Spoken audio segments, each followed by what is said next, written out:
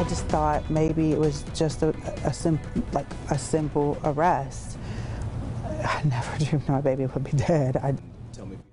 Today, Donovan Lewis's mother giving her first extended interview since Columbus police shot and killed her son. Rebecca Duran, concerns about the actions of officers. She has plenty of them, and her attorneys are calling for more reforms. And we thank you for joining us. First at 4, I'm Brad Johansson. And I'm Jennifer Bullock. NBC4 anchor Carrie Charles spoke with the Lewis's mother today. And Carrie, she addressed the charges that her son was facing. Yeah, because a lot of people are asking questions about them. Rebecca Duran acknowledges the charges, including one for the misdemeanor for domestic violence. She told me her son had what she calls mental health struggles and said they were directly related to what's listed in this arrest warrant, an incident involving Lewis's pregnant girlfriend. On August 30th, Columbus police officers attempted to serve an arrest warrant. The charges, a misdemeanor for domestic violence and a felony for alleged improper handling of a firearm. The person they were looking for, 20-year-old Donovan Lewis. First and foremost, nothing that he was accused of, alleged, mind you, because he never made it to court to answer to any charges.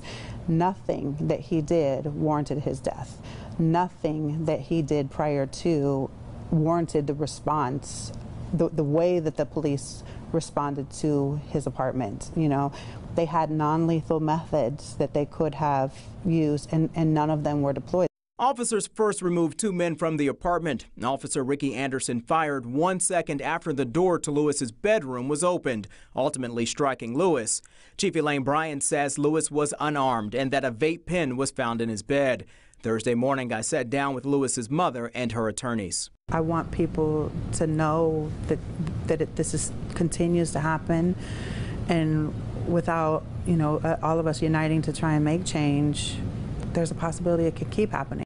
Last Thursday, a little more than a week after the shooting, the division announced a policy change, stopping the execution of pre-planned misdemeanor warrants, including domestic violence or nonviolent felony warrants, from 11 at night until 6 in the morning without the prior approval of a lieutenant or above. Just hours before that, Lewis's family members and their attorneys demanded that change during a news conference held in downtown Columbus. Attorney Rex Elliott says that's still not enough. So what else would you like to see?